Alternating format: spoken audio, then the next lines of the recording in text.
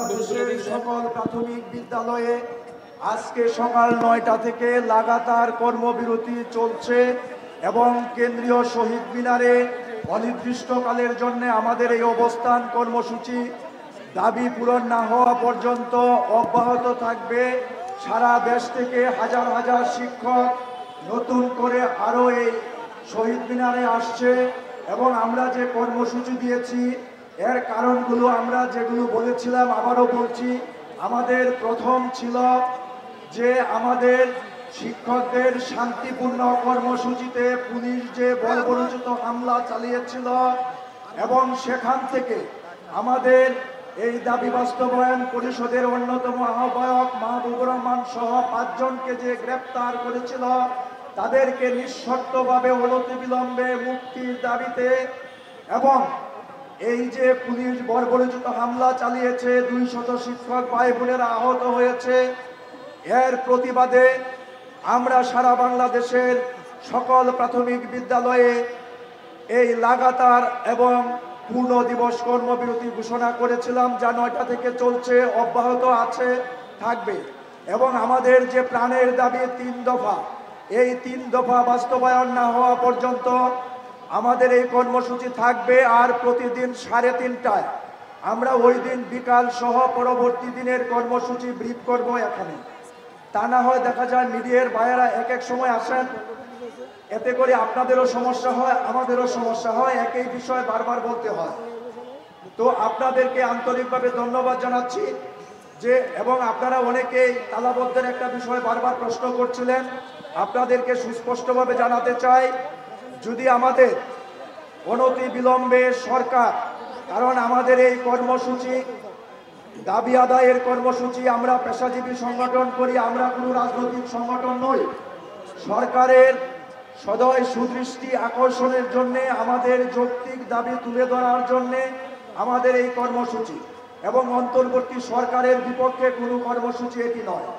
কাজেই আর একটা বিষয়, এই যে পুলিশ যে বর্বরোচিত হামলা চালিয়েছে, এই যারা হামলা চালিয়েছে অন্যায়ভাবে টিয়ার শেল নিক্ষেপ করেছে, সাউন্ড গ্রেনেড মেরেছে, জল কামান মেরেছে, এদের চিহ্নিত করে আইনের আওতায় এনে দৃষ্টান্তমূলক শাস্তি প্রদান না করা হলে আমরা স্বরাষ্ট্র উপদেষ্টার পদত্যাগ দাবি করেছি ইতিমধ্যে।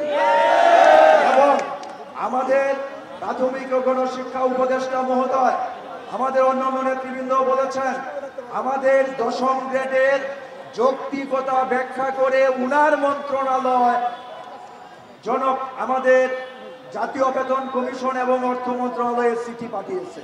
তাহলে উনি কি করে এটাকে অযৌক্তিক বলেন? এর প্রতিবাদে এবং উনি কালকে যে বিবৃতি দিয়েছেন সেটা আমরা মনে করি উস্কানি পুলিশকে। এই জন্য আমরা প্রাথমিক ও গণশিক্ষা উপদেষ্টা মহোদয়ের পদত্যাগ দাবি করি। মূল কথা হলো, এক কথায় যদি বলি, স্বরাষ্ট্র উপদেষ্টা এবং প্রাথমিক ও গণ উপদেষ্টার আমরা দুইজনের এই পদত্যাগ দাবি করি। আজকে শিক্ষক কেন রাস্তায়, শিক্ষক কেন রাস্তায়, এই দায় শিক্ষকদের না।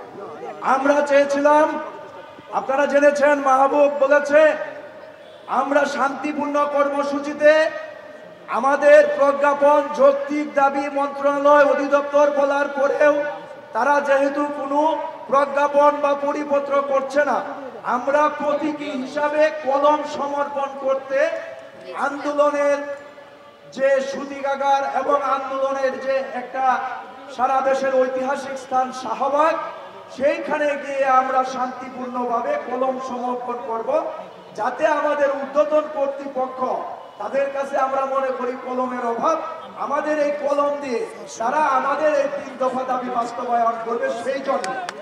কিন্তু এবং আমাদের সামনে বার্ষিক পরীক্ষা, অনেকে ইন্ডিভিজুয়ালি আমাদের বিভিন্ন নেতৃবৃন্দকে প্রশ্ন করেছেন আমরা শিক্ষার্থীদের জিম্মি করছি কিনা।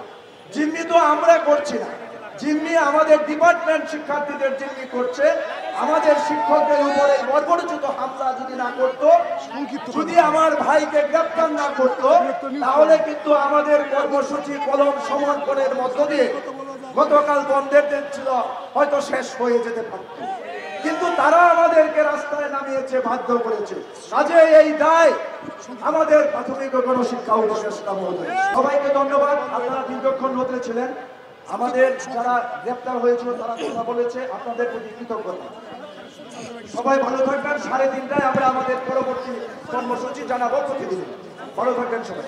বিকেল 4টায় আমরা মনে করি প্রশাসন এবং আমাদের মন্ত্রণালয় শিক্ষকদের মুখে তালা মারতে চায়। তাই আমরা এর প্রতিবাদে শিক্ষকরা কালো কাপড়ে মুখ ডেকে আমাদের কর্মসূচির নাম হবে চুপ। কর্মসূচির নাম হবে কি? চুপ। মানে প্রশাসন চুপ করাতে চায়, আমরা এর প্রতিবাদ করতেছি। এই কর্মসূচি আজকে বিকালে পালিত হবে এখানে শহীদ মিনারে। ধন্যবাদ আপনাদের। অনির্দিষ্টকালের বিদ্যালয় পর্যায়ের কর্মবিরতি অব্যাহত থাকবে। অবস্থান কর্মসূচি অনির্দিষ্টকাল দাবি পূরণ না হওয়া পর্যন্ত অব্যাহতি থাকবে। আমাদের একজন আহ্বায়ক জনাব শামসুদ্দিন মাসুদ যে কথাটা বলছেন আমি ক্লিয়ার করছি, সেটা হলো আপনারা আজকে যেহেতু চাচ্ছেন আমরা আজকে বিকালে প্রশাসন আমাদেরকে চুপ থাকতে বলে, এই জন্য এই চুপ থাকার কথা যেটা বলছে আমরা মুখে কালো কাপড় বেঁধে 4টার পর এখানে আমরা কোনো কথা বলবো না। আমরা প্রতীকী চুপ থাকার জন্যে আমরা আজকে বিকাল 4টায় এখানে মুখে কালো কাপড় বেঁধে আমরা আধা ঘন্টা বা 1 ঘন্টা এখানে চুপ কর্মসূচি করব। আর আমাদের ওই 2 কর্মসূচি অব্যাহত।